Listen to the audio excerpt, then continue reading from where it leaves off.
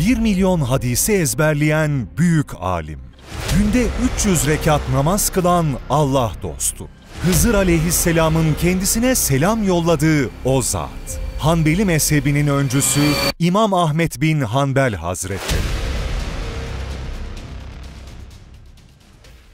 Ahmet bin Hanbel Hazretleri. İmam Ahmet bin Hanbel Hazretleri, Ehl-i Sünnet'in 4 büyük mezhebinden biri olan Hanbeli mezhebinin öncüsüdür.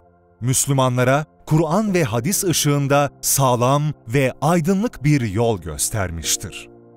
Doğumu ve gençliği. 4 büyük mezhep imamından biri olan Ahmet bin Hanbel Hazretlerinin soyu, Hazreti İsmail aleyhisselama kadar uzanır. Ahmet bin Hanbel Hazretleri 780 yılında Bağdat'ta dünyaya geldi. Daha 15 yaşındayken Kur'an'ı ezberleyen İmam Hanbel Hazretleri daha sonra Ebu Yusuf Hazretlerinden Arapça ve fıkıh dersleri aldı. Hadis öğrenmeyi hayatının tam merkezine koydu ve ilimde daha çok derinleşmek için Bağdat'ta birçok hocadan ders aldı. Bu hocaların en başında İmam Şafii Hazretleri gelmektedir. İmam Şafii ile buluşması. Ahmet bin Hanbel Hazretleri 19 yaşına geldiğinde hadis öğrenimini tamamlayıp ilimde daha da ilerlemek için Kufe'ye, ardından Basra'ya gider. Bir Basra yolculuğu dönüşü kendisini tanıyan bir adamla karşılaşır. Adam, Ahmet bin Hanbel Hazretlerinin sırtındaki kitap ve notların çokluğunu görür ve onun bu haline şaşırarak "Bir Kufe'ye, bir Basra'ya gidiyorsun. Ne zamana kadar böyle devam edeceksin?" der. Ahmet bin Hanbel Hazretleri adamın sözlerine gülümseyerek mürekkep ve kalemle mezara kadar cevabını verir. Adam bu cevaba hayran kalır ve Ahmet bin Hanbel Hazretlerinin arkasından şaşkınlıkla uzun süre bakar. Daha sonra İmam Hanbel Hazretleri ilim aşkıyla ve Kabe'yi görmek arzusuyla ikisi sıcak kumların üstünde yürüyerek, üçü ise deveyle olmak üzere 5 defa hacca gider. Kabe'ye yaptığı ilk ziyaretinde Mescid-i Haram'da çevresinde geniş ilim halkaları olan bir zatı görür. Onun İmam Şafii Hazretleri olduğunu öğrenir ve birden heyecanlanır, ondan öğrenebileceği ilimleri düşünür. İmam Şafii Hazretlerinin etrafı çok kalabalık olduğu için uzun süre yalnız kalmasını bekler ve kaldığı zamanlarda yanına hızlıca yaklaşarak istediği soruları sorar.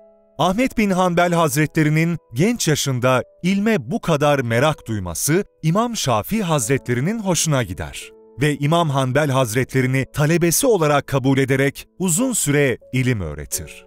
Birlikte geçirdiği uzun süre sonunda İmam Şafii Hazretleri, İmam Hanbel Hazretleri hakkında "Bağdat'ta Ahmet bin Hanbel'den daha faziletli, müttaki, alim ve fakih bir kimse görmedim" der. Dağların ve taşların altına dönüşmesi. Bir gün Ahmet bin Hanbel Hazretleri hacca giderken yolunu şaşırır. Yola devam ederken saçı sakalı ağarmış ihtiyar bir köylü görür. Bu köylüye giderek yolunu kaybettiğini ve ne taraftan gideceğini sorar. Köylü gür bir sesle "Ey Ahmet, sen kim oluyorsun ki Allahü Teala'nın evine, Beytullah'a gidiyorsun? Allahü Teala oraya gitmene razı olmayınca elbette ki yolunu şaşırırsın" der.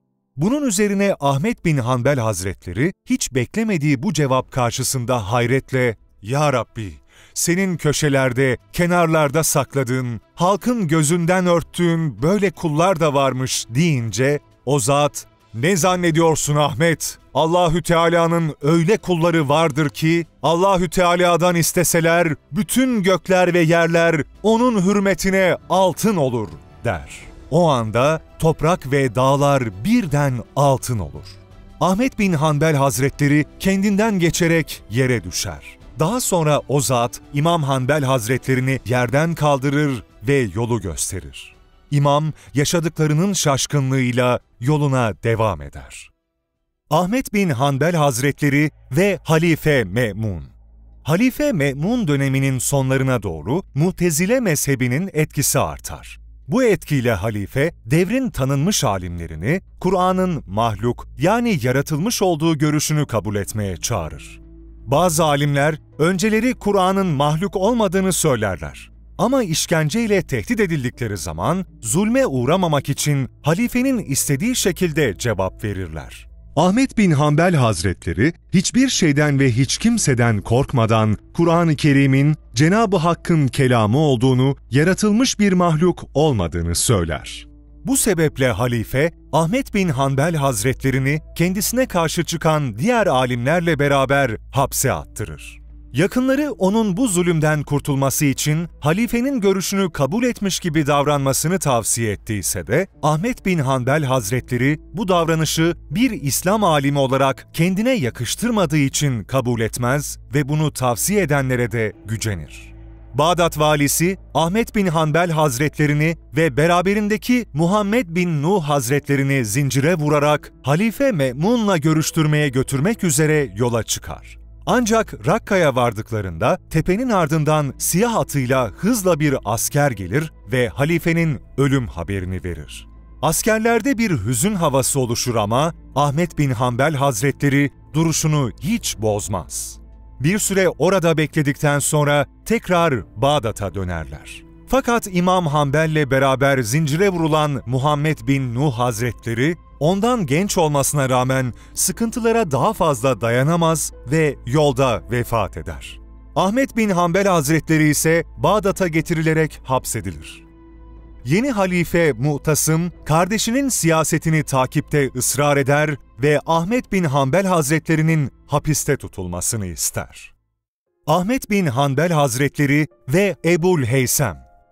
Ahmet bin Hanbel Hazretleri zindana ilk getirildiği o sırada hapishanede olanlardan Ebu'l-Heysem ve diğerleri onun kim olduğunu anlayamazlar. Ahmet bin Hanbel Hazretleri hapishanede hiç konuşmaz. Sadece birkaç lokma yer. Devamlı namaz kılar ve hapishanedekilere vaaz verir. Hapishanedekiler İmam Hanbel Hazretlerinin anlattıklarından çok etkilenirler. Onun büyük bir alim olduğunu düşünürler. Ebu'l-Heysem birkaç defa İmam Hanbel'in yanına gidip, "Ey İmam, seni buraya getiren sebep ne? Hırsızlık mı yaptın? Birini mi öldürdün? Yoksa açgözlü tüccarların sattığı gibi kusurlu bir mal mı sattın?" diye sorar ama hiç cevap alamaz.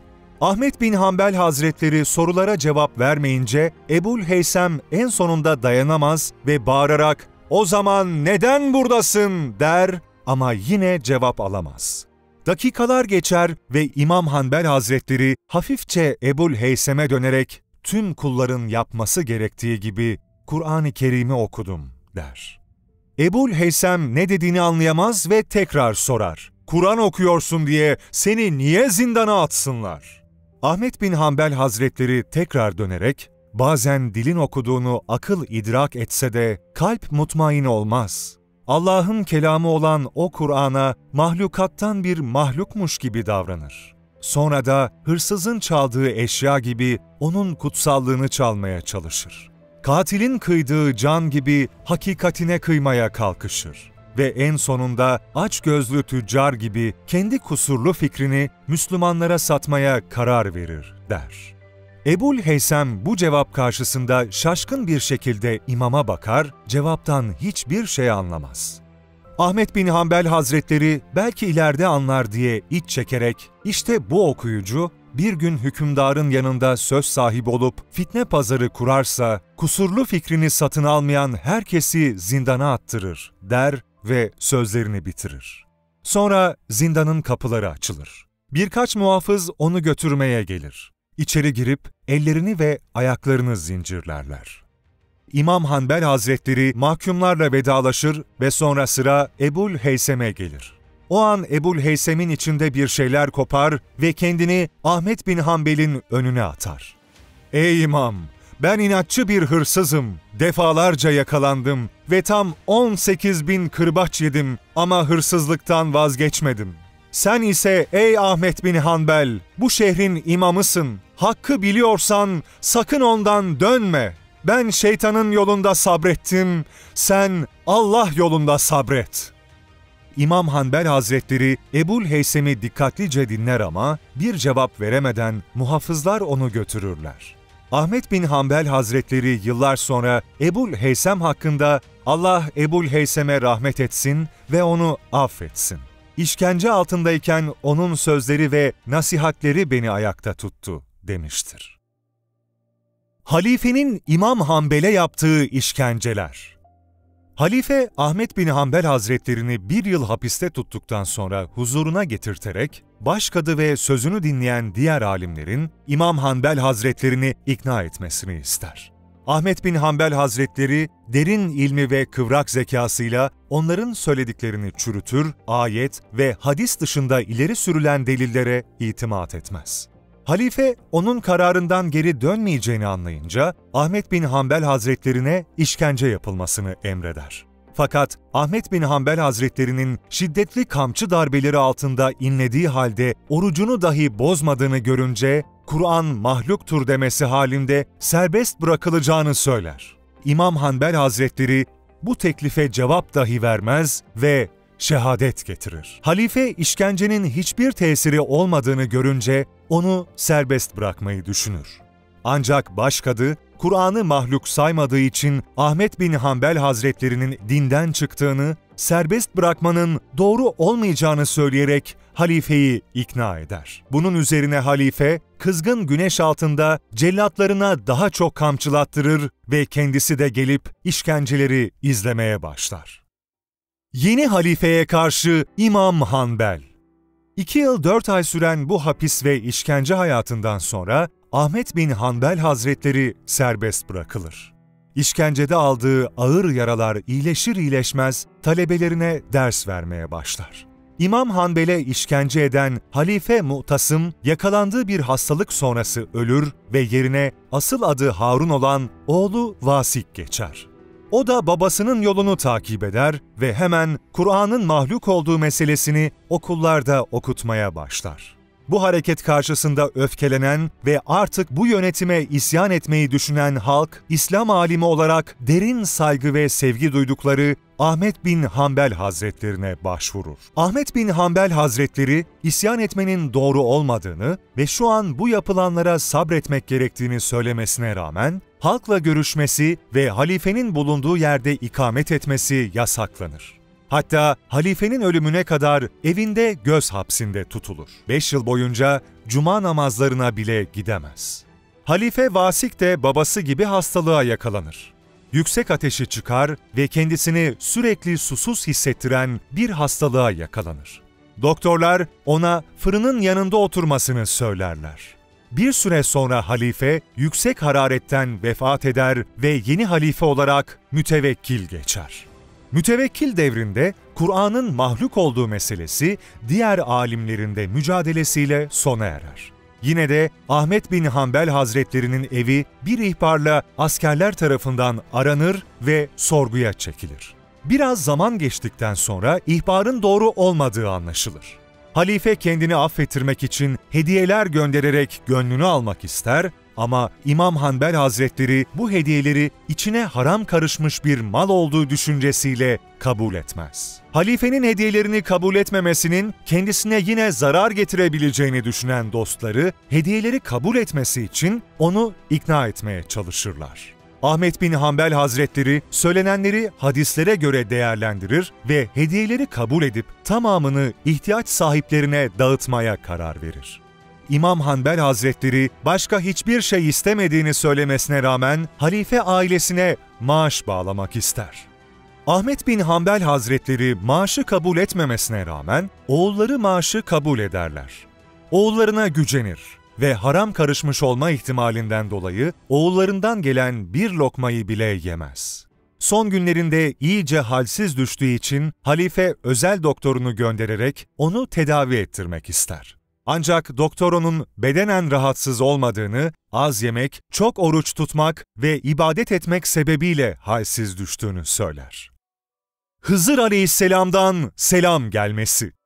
Bir gün Ahmet bin Hanbel Hazretleri ve talebeleri oturuyorken içeriye bir zat girip "Ahmet bin Hanbel Hazretleri kimdir?" der. Yanındakiler merakla susup bekler. Ahmet bin Hanbel Hazretleri ayağa kalkıp "Ahmet bin Hanbel benim. Ne istiyorsun?" der. Gelen zat Ahmet bin Hanbel'i bulmanın heyecanıyla konuşmaya başlar. "400 fersah uzaktan geliyorum. Cuma gecesi uyumuştum. Rüyamda biri gelip bana Ahmet bin Hanbel'i biliyor musun dedi. Hayır tanımıyorum dedim. Bağdat'a git, onu sor ve bulunca Hızır aleyhisselam sana selam söyledi. Semavattaki melekler ondan razıdır. Çünkü o nefsine asla uymadı. Allahü Teala'ya itaat konusunda çok sabırlı davrandı dedi. Bunun üzerine seni bulmaya geldim der. Ahmet bin Hanbel Hazretleri ellerini kaldırarak heyecanla maşallah, la havle ve la kuvvete illa billah der. Sonra o zata yaklaşıp başka bir söyleyeceğin ve ihtiyacın var mı der. Gelen zat hayır sadece bunun için geldim der ve o gün Bağdat'tan ayrılır. 300 rekat namaz. Oğlu Abdullah'ın rivayet ettiğine göre İmam Hanbel Hazretleri çektiği işkencelerden önce günde 300 rekat namaz kılıyordu. Ancak daha sonra çektiği işkenceler sebebiyle vücudunun zayıflamasından dolayı bunun yarısı kadar kılabildiği söylenir. Ayrıca her gün Kur'an-ı Kerim'in 1/7'ini okumaya devam etmiştir. Ahmet bin Hanbel Hazretleri ilimde derin olduğu gibi cesaretiyle de herkesi kendisine hayran bırakmıştı. Cihat sevabına nail olmak için Tarsus'ta bir müddet sınır bekçiliği yapmış ve savaşa katılmıştı. 5000 kişilik ilim halkası. Ebu Züra Hazretlerinin birlikte yaptıkları karşılıklı konuşmalarda tespit ettiğine göre Ahmet bin Hanbel Hazretleri 1 milyon hadisi ezbere bilir. Ayrıca oğlu Abdullah da onun 1 milyon hadis derlediğini ve yazdığı her hadisi ezberlemeyi kural haline getirdiğini söyler. İmam Hanbel Hazretleri 40 yaşına kadar devam eden talebelik hayatından sonra hadis okutmaya başlar. Onun derin ilminden faydalanmak için merakla bekleyen 5000'e yakın talebesi etrafında toplanır. İmam Hanbel Hazretleri çok kuvvetli bir hafızaya sahip olmasına rağmen hadislere olan saygısından ötürü hadis dersi verdiği esnada notlarını kontrol eder. Onun 1 milyon hadisi ezbere bilmesine rağmen hadislere olan saygısından ötürü notlarına baktığını gören talebeleri hocalarına daha çok saygı duyarlar.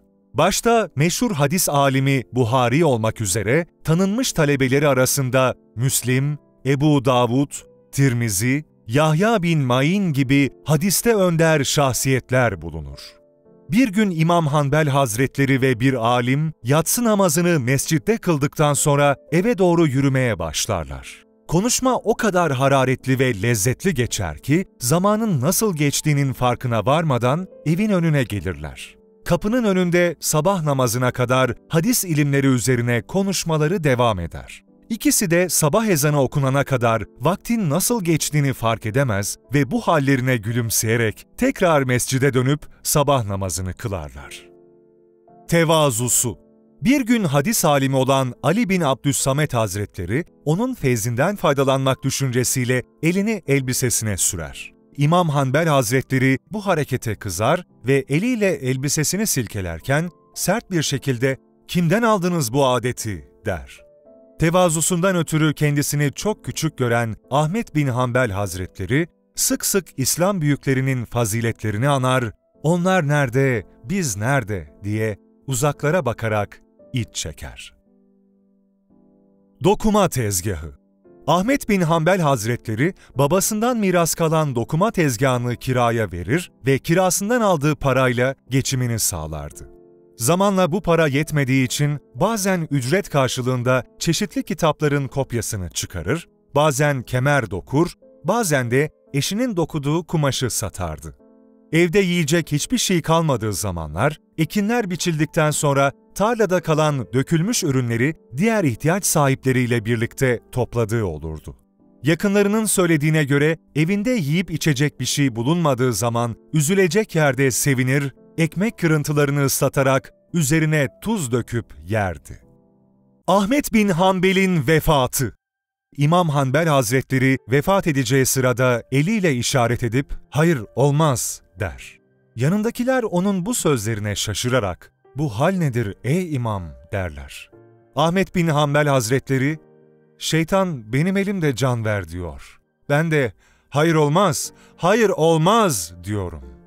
Bir nefes kalıncaya kadar tehlike vardır. Şeytanın aldatmasından emin olmak yoktur der ve yanında bulundurduğu Hazreti Peygamber'in 3 tel saçından ikisini gözlerinin, birini de dilinin üstüne koymalarını vasiyet eder. Vefat edeceği esnada, işkenceye tabi tutulduğu günlerde yaptığı gibi kelime-i şehadet getirerek, oğullarının ve yakınlarının buna şahit olmalarını ister. Ve 855 yılının Temmuz ayında, Bağdat'ta ruhunu Azrail aleyhisselama teslim eder. Cenazesine 1 milyona yakın kişi katılır. Çeşitli ülkelerden cenazesine gelenler olur. Bağdat sokakları insanlarla dolup taşar. Arkadaşlarından Muhammed bin Huzeyme şöyle anlatır. Ahmet bin Hanbel Hazretlerinin vefat haberini İskenderiye'deyken duydum. Çok üzülmüştüm. Bir gün rüyamda Ahmet bin Hanbel Hazretlerinin elini kolunu sallayarak neşeli neşeli yürüdüğünü görüp kendisine "Ey imam, bu ne biçim yürüyüş böyle? Seni dünyada böyle görmedim." dedim. Ahmet bin Hanbel Hazretleri, dünyada Allahü Teala'nın dinine hizmet edenlerin cennetteki yürüyüşleri böyledir dedi.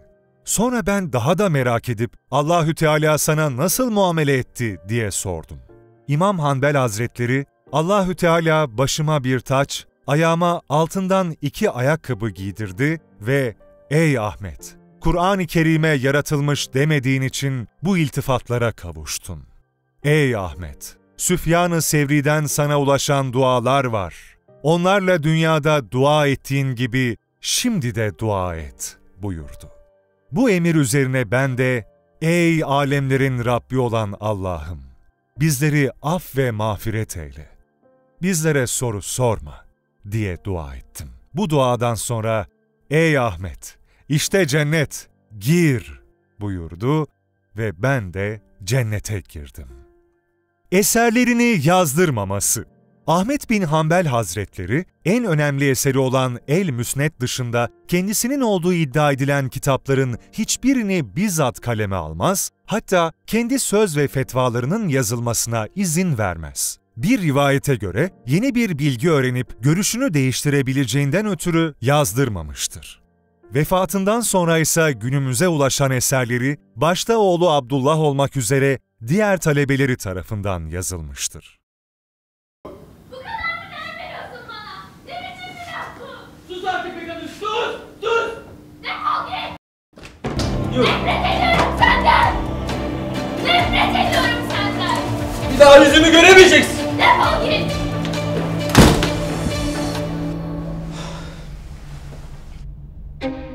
Onlar bazı sırları bilseydi böyle olmazdı. Mehmet Yıldız'ın kaleminden Mutlu Evliliğin Sırları şimdi mybedesten.com'da.